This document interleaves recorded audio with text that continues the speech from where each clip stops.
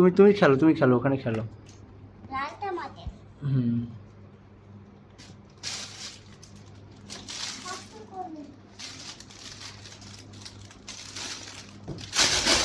থাক, সাউন্ড করো না বাবা, ওটা যাও।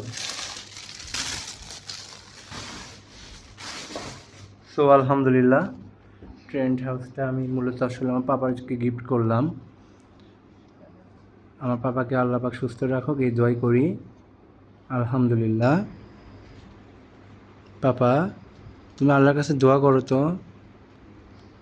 রাসূলুল্লাহ কি পাপা?